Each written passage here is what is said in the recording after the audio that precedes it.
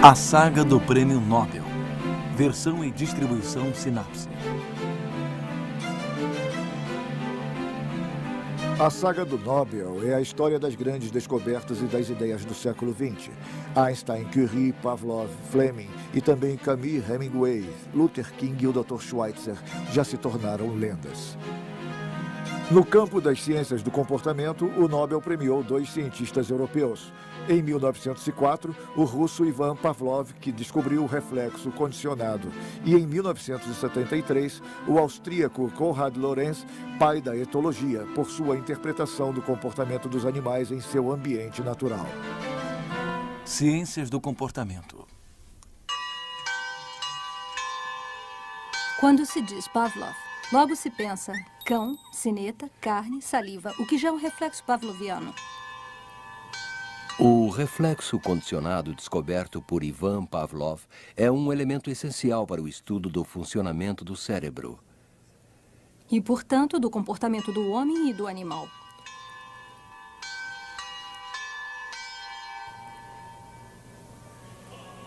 Ivan Pavlov nasceu no dia 14 de setembro de 1849 em Ryazan, na Rússia. É o mais velho de uma família de 11 filhos. Seu pai é sacerdote do ritual grego.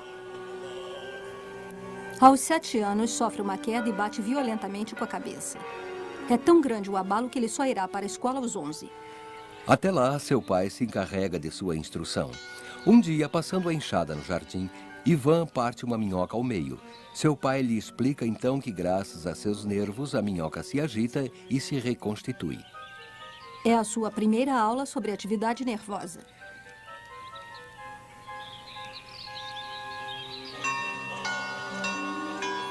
Ivan faz seus estudos secundários em um seminário, mas em 1870, influenciado pelo movimento intelectual progressista, rompe com o clero para se dedicar às ciências da natureza. Entra para a Universidade de São Petersburgo. Pavlov se entrega com entusiasmo ao seu primeiro trabalho científico, o estudo dos nervos do pâncreas. Por sua dissertação, recebe uma medalha de ouro. Mas em 1878, em solidariedade ao professor Sion, de quem é assistente e que é injustamente castigado pelas autoridades universitárias, Pavlov deixa a renomada Faculdade de Medicina. Ivan Pavlov terá de se contentar com o Instituto Veterinário, mas, para a sorte dele,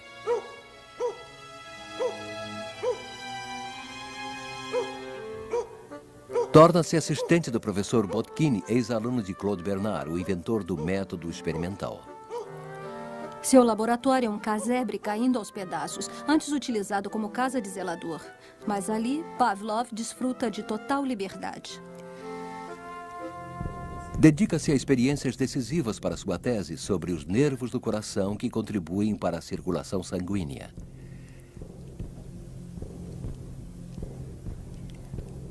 Em 1881, ele casa com Serafina Vassilievna, professora de matemática.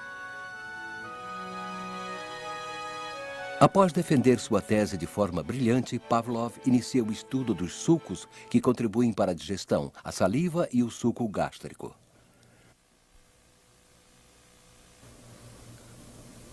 Para estudar a secreção da saliva, ele faz uma abertura na glândula submaxilar de um cão, onde fixa um tubo para o qual serão desviadas as gotas secretadas. Assim, a saliva é coletada em tubos com graduações. Primeira experiência. Coleta-se a saliva de um cão que está comendo.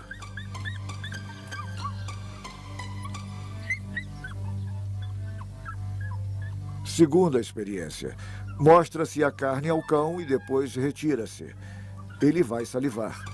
Ele está com o que costumamos chamar de água na boca. Resultado: a quantidade de saliva é idêntica. Será que acontece o mesmo com o suco gástrico?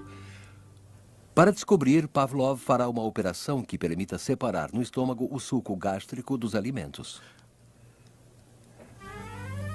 No estômago de um cão, ele cria uma bolsa onde os alimentos não chegam. Como o pequeno estômago possui o mesmo sistema de nervos e de mucosas que o grande, ele irá reagir aos mesmos estímulos e fornecerá um suco puro. Pequenos tubos serão fixados naquela parte isolada.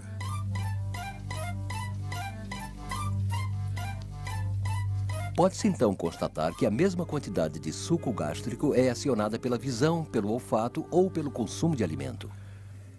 Por outra experiência que consiste em desviar a carne mastigada por uma abertura feita na garganta do cão, Pavlov conclui que, mesmo sem o alimento, o estômago continua produzindo a mesma quantidade de suco gástrico. Pavlov interpreta o fenômeno assim. Os alimentos excitam o aparelho gustativo. A excitação é transmitida pelos nervos gástricos para o bulbo raquidiano, de onde, conduzida pelos nervos vagos, ela chega às glândulas gástricas. Em resumo, produz-se um reflexo que vai da cavidade bucal para as glândulas gástricas.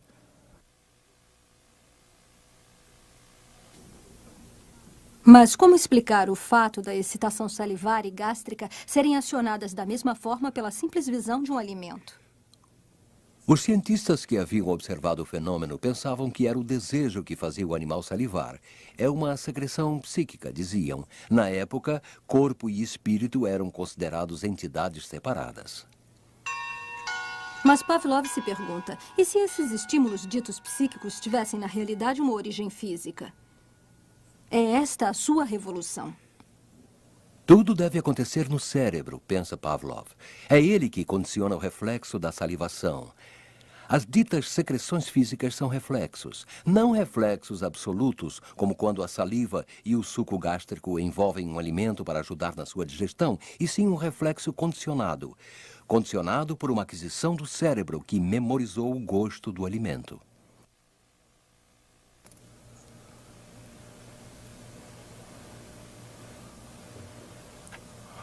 Para comprovar, Pavlov cria um grupo de cães bem novos durante 6 meses apenas com leite. A visão e o cheiro da carne deixam-os indiferentes.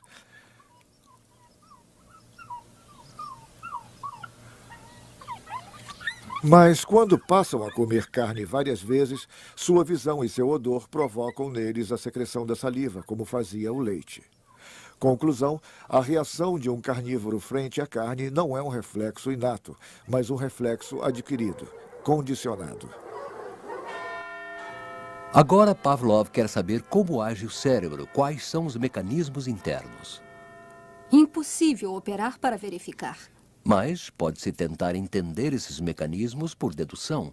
É o que fará Pavlov com a sua mais famosa experiência. Ele pega um cão no qual ele fixa um tubo para desvio da saliva. Antes de lhe dar carne, ele toca uma sineta. O cão saliva. Coleta-se a sua saliva. Repete-se a operação várias vezes durante vários dias. Em dado momento, não se dá mais carne ao animal. Mas com o barulho da sineta, ele continua salivando em quantidades idênticas. É lógico que uma sineta não leva à salivação. Pavlov conseguiu demonstrar que, associando a salivação diante da carne a um estímulo diferente, a sineta, consegue-se criar, após um certo tempo, em resposta ao estímulo, um reflexo condicionado artificial. O cão saliva ao ouvir a sineta como se estivesse vendo a carne. Mas como explicar esse reflexo condicionado? Pavlov achava que era devido a uma propriedade do córtex cerebral. O córtex cerebral é constituído de 14 bilhões de neurônios submetidos a inúmeras interações recíprocas. A formação de um reflexo condicionado é possível graças às interações.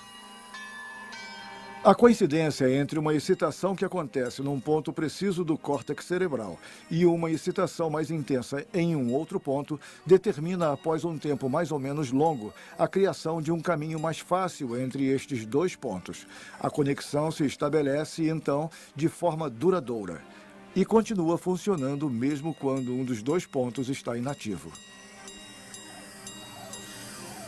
Com o tempo, este caminho se apaga e o reflexo condicionado acaba desaparecendo se não for estimulado.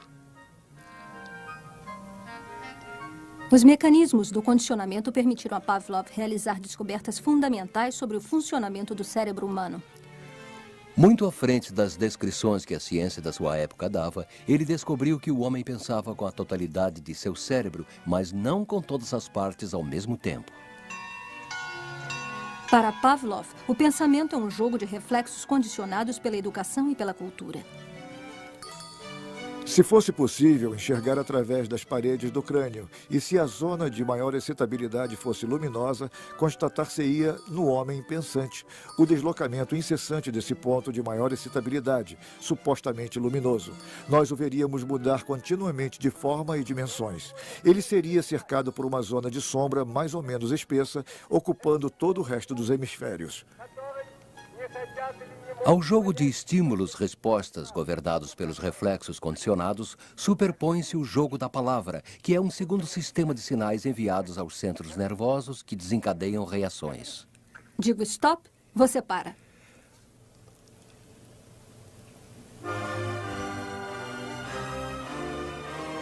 Respeitado pelo governo soviético, que até deu seu nome à cidade de Pavlovo, Pavlov recebeu nos anos 20 recursos para montar um departamento de fisiologia no Instituto de Medicina Experimental de Leningrado, sem, no entanto, se submeter ao regime.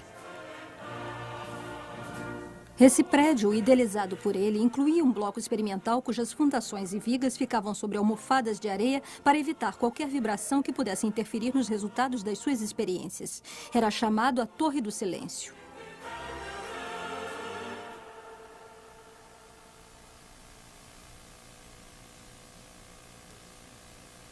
Foi aqui que ele trabalhou até morrer em 1936, cercado pela admiração de seus alunos.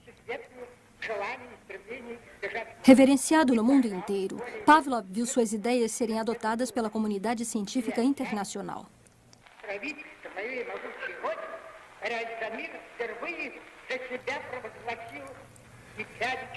Admirava-se nele o homem que, partindo da observação das secreções salivares e gástricas, havia desvendado a estreita dependência entre os fenômenos psíquicos e as reações fisiológicas. Suas descobertas iriam ter importantes repercussões no estudo do comportamento animal e humano, na psiquiatria e na psicologia experimental. Pavlov também retomou o debate sobre o inato e o adquirido, afirmando que tudo estava ligado ao meio e à educação. 20 anos depois, Konrad Lorenz retomará o tema, ressaltando os mecanismos de comportamento inatos, isto é, transmitidos geneticamente, não apenas condicionados pelo meio, como queriam Pavlov e os comportamentalistas. Prêmio Nobel em 1973, o austríaco Konrad Lorenz, graças ao seu relacionamento desde criança com gralhas, gansos e peixes, foi o principal fundador de uma ciência chamada etologia. A etologia é o estudo comparado do comportamento dos indivíduos observados em seu ambiente natural e não em laboratório. O Pequeno Príncipe chega ao nosso planeta e começa a estudar todos os animais, todas as plantas, tudo que existe na Terra. Há tanta coisa para conhecer. E entre tantas coisas, uma raposa se aproxima do Pequeno Príncipe e diz: "Por favor, me cative." E o Pequeno Príncipe responde: "Há tanta coisa para conhecer, não tenho tempo de te cativar." E a raposa diz: "Saiba então que só se conhece aquilo que se cativa e que se domestica." Pode-se dizer que este princípio, também expressado por Saint-Exupéry, é o princípio com o qual trabalhamos todos os dias e também trabalhamos o ano todo. Lorenz identificou o fenômeno da impressão pelo qual o animal recém-nascido se apega ao primeiro ser que ele encontra.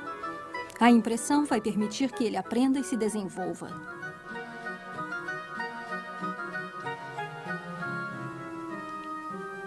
Nascido em 1903, filho de um rico e célebre cirurgião, Konrad passa toda a sua infância no solar de Altenberg, às margens do Danúbio. Animais de todas as espécies, como provam seus desenhos, vivem em liberdade na propriedade da família. O jovem Konrad manifesta desde muito cedo sua afeição pelos animais. Seu pai o incentiva nessa paixão, pois ele mesmo adora cães. Aos 6 anos, ele ganha um pato. Sua amiga Gretel, que será mais tarde sua esposa, também possui um pato. Eles provocam encontros entre os patos. Conrad observa. Eu me lembro que meu patinho parou de falar só piu-piu para dizer pip-pip, saudando assim o patinho da Gretel. A partir do momento em que entendi sua linguagem, passei a amar os patos.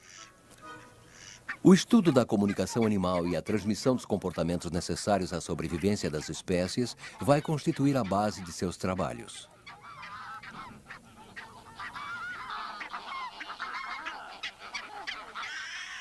Ele está com 22 anos quando encontra, por acaso, o pássaro que vai decidir o seu futuro. Trata-se de uma gralha fêmea que ele vê na gaiola em uma loja de animais. Com pena dela, compra a ave para libertá-la. Leva-a para casa e a alimenta. Dá-lhe o nome de Choc. Quando quer soltá-la alguns meses mais tarde, a gralha não quer ir embora. Ela o segue o tempo todo. Choc se apegou a mim como a uma mãe. Eu nunca aprendi com um pássaro tantas coisas tão essenciais quanto aprendi com Choc no verão de 1926. Choc prefere Laurence a qualquer outro ser humano.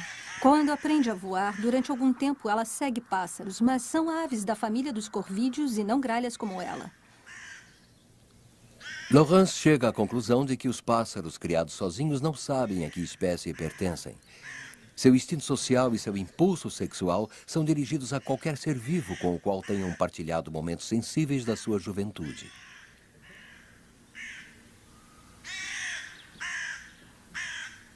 Mais tarde, Choc irá adotar uma das 14 pequenas gralhas que Laurence criou. Seu comportamento com o passarinho será o de uma mãe gralha totalmente normal, embora nunca tivesse visto outros filhotes. Este comportamento devia ser inato. Depois de sua experiência com Choc, Laurence continuou a criar e a observar as gralhas. Ele percebe que uma jovem gralha tende a aprender com uma mais velha como reconhecer seus inimigos. Criada longe dos seus, ela não vai temer um gato. Os pais devem passar aos seus filhotes suas experiências pessoais. Parte do que é específico a cada espécie se transmite de geração a geração. Depois das gralhas, Laurence passa a observar os patos e os gansos que vivem nos campos perto de Altenberg. Ele observa movimentos expressivos, idênticos em todos os representantes de uma mesma espécie. Estes movimentos desencadeiam comportamentos e agem como sinais. Eles constituem um repertório de estímulos, uma linguagem que suscita a resposta dos congêneres e permite a comunicação. Apaixonado pelas teorias de Darwin, Laurence descobre que esse repertório contribui para a classificação das espécies, assim como o formato do bico, do esqueleto ou a cor da plumagem. O ornitólogo americano Wallace Craig, que foi para Laurence um mestre muito influente, propôs chamar de instintos os comportamentos próprios a cada espécie. Comportamentos que, para Laurence, estão inscritos no patrimônio genético e são transmitidos no nascimento. Ou seja, existe um programa inato de comportamento. Mas por qual mecanismo o animal vai aprender a acionar esse programa? Pela impressão, diz Laurence, isto é, por esse apego imediato que direciona a confiança do animal recém-nascido ao ser mais próximo dele nas primeiras horas após o seu nascimento, em geral a sua mãe.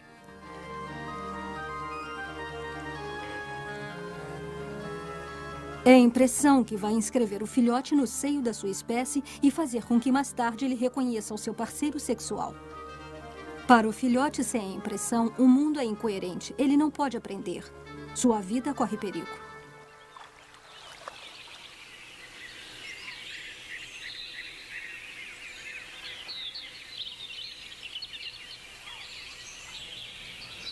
Laurence já havia observado o problema da impressão com Choc, mas foi tomando o lugar de uma mãe ganso que ele confirma esse conceito fundamental. O ganso Martina nasceu de um ovo roubado na floresta e colocado numa chocadeira elétrica. O que tornou este fato decisivo foi Lawrence estar presente quando o pássaro quebrou a sua casca e lançou seu primeiro olhar sobre o mundo. Esta minúscula vida me cumprimentou. Pescoço esticado e nuca levantada, logo emitiu com várias sílabas o som que nos gansos cinzentos corresponde a um contato. Ela cumprimentava exatamente como o ganso adulto, como ela continuaria fazendo milhares de vezes durante a sua vida. Mas ela já cumprimentava como se fosse a milésima vez. Como os pios de Martina não deixavam Lawrence dormir, passados alguns dias ele resolve deixá-la com um ganso selvagem. Vendo Lawrence se afastar, Martina solta gritos de desespero. Tem medo de ser abandonada. Na vida selvagem, abandono significa morte certa. Lawrence reconsidera e aprende a dar gritos que tranquilizam Martina. Vivi, vivi, vivi, vivi. Martina se apega a ele, que por sua vez cuida dela. Logo, ele lhe dá 9 companheiros, também mimados por ele. Feliz a ciência em que uma parte essencial do estudo consiste em nadar nu e se divertir nas águas do Danúbio, na companhia de um bando de gansos selvagens.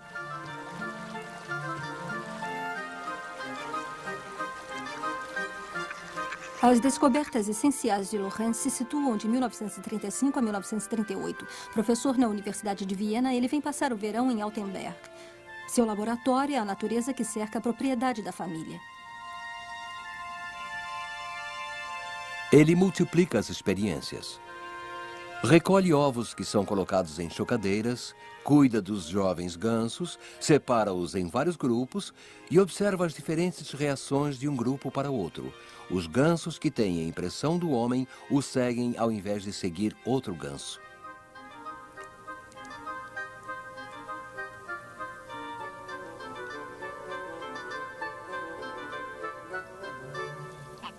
Ele decodifica os seus gritos. Tá bom, aqui vamos ficar. Cuidado, perigo! Onde você está? Em 1937, com o pesquisador holandês Nico Tinbergen, Lawrence aperfeiçoou um método de observação que consiste em tomar notas de cada detalhe de um comportamento ao longo do tempo. Eles observam um certo encadeamento e atitudes que estatisticamente são sempre as mesmas e que, a tal comportamento de desafio ou de ameaça, vai se suceder esta ou aquela atitude.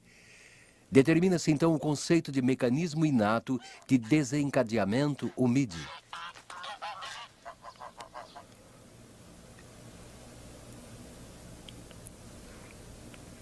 Experiência a que Tinbergen e Lawrence se dedicam. Eles pegam um ovo num ninho de ganso cinzento e o colocam fora do ninho. O ganso faz rolar o ovo em direção ao ninho, curvando o pescoço, empurrando-o com bicadas e acomodando o ovo com habilidosas cabeçadas. No meio do percurso, Lawrence retira o ovo. O ganso continua empurrando um ovo inexistente. Conclusão: os movimentos que consistem em empurrar o ovo são uma unidade de comportamento inato que, uma vez iniciada, deve ir até o fim. Esta experiência reforça para Lawrence a ideia de que esses comportamentos são inatos e se transmitem dentro de cada espécie. Quando estabelece que certos comportamentos são transmitidos no nascimento, Lawrence se opõe ferozmente aos comportamentalistas e principalmente a Pavlov, que afirmava que tudo é condicionado pelo ambiente. Lawrence contrapõe. Como pode um comportamento ser condicionado se não existir no organismo um programa inato que permita esse condicionamento?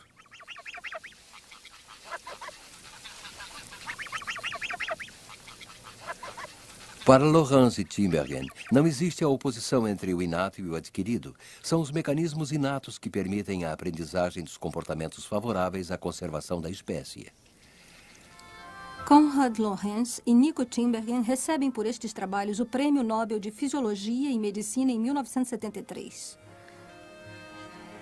Um prêmio que eles dividem com Carl von Frisch, que conseguira identificar uma linguagem na dança das abelhas. Reunindo estes 3 cientistas europeus, o júri do Nobel pretendia saudar uma jovem ciência que havia chegado à maturidade, a etologia. A atribuição do Prêmio Nobel a Lorenz foi contestada por diversas vozes que lembravam que o simpático cientista nunca havia negado seu passado nazista. De fato, em 1938, Lorenz adere ao Partido Nacional Socialista. Ele deixa a Universidade de Viena para ir lecionar na Universidade de Königsberg, na Prússia Oriental. Lá, ele utiliza bastante as suas descobertas sobre o comportamento dos animais, passando a aplicá-las ao homem dentro das concepções racistas propagadas pelos nazistas. Lorenz pede que se aplique às sociedades humanas o princípio de eliminação dos fracos e dos que possuem taras para que as espécies conservem a sua pureza genética.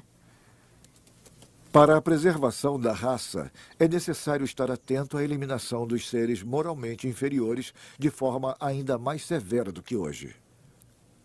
Nos anos 60, Lorenz, que se interessava muito pela agressividade, em especial dos peixes, comete mais um erro, ligando-se aos partidários da sociobiologia.